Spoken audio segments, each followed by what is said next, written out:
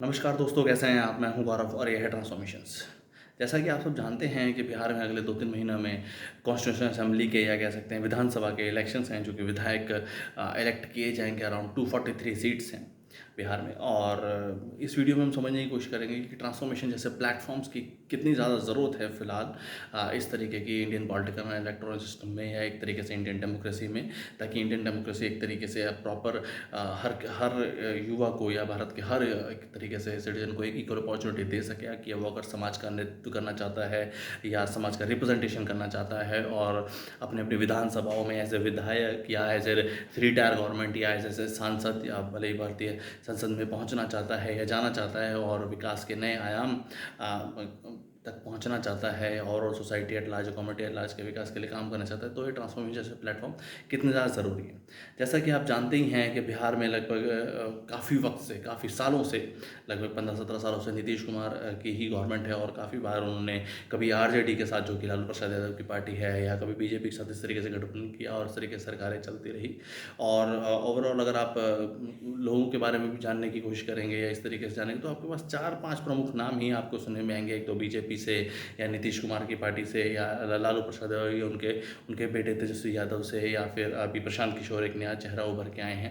या एक तरीके से लोक जनशक्ति पार्टी के जो है चिराग पासवान। ये 4-5 चेहरों के अलावा या 4-5 नाम के अलावा और जितनी भी सीट्स हैं, ये जो तो जिन सीटों से ये लड़ते हैं वो है। ऑल्दो काफ़ी बार ऐसा भी देखा गया है कि जनता इन इन लोगों के किए हुए कामों से भी काफ़ी त्रस्त है और उनमें भी बदलाव लाना चाहती है। बट अगर ओवरऑल अगर आप देखेंगे तो 230-35-40 सीटों पे जो कैंडिडेट्स खड़े होंगे या फिर जो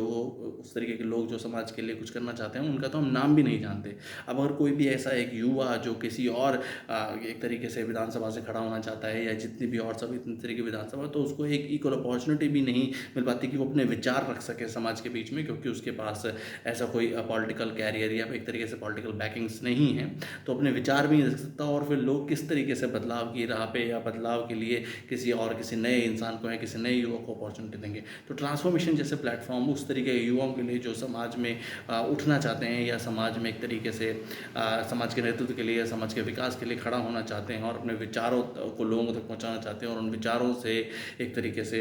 उन सब विचारों को पूर्ण करना चाहते हैं या समाज के विकास के लिए काम करना चाहते हैं, तो उनको ये प्लेटफॉर्म एक इक्वल अपॉर्चुनिटी देता है कि अपने वो विचार रख सकें और ओवरऑल वो अपने एक तरीके से एरिया में या अपने सोसाइटी में या जिस विधानसभा से वो खड़ा होना चाहते हैं, उनमें किस किस तरीके के बदलाव लाना चाहते हैं या ला सकते हैं। अगर उनको ये अपॉर्चुनिटी मिले तो एक तरीके से ये ट्रांसफॉर्मेशन उनको एक इक्वल अपॉर्चुनिटी देता है और इस प्लेटफॉर्म से जुड़ सकते हैं और सोसाइटी एट लार्ज का भला कर सकते हैं। जय हिंद,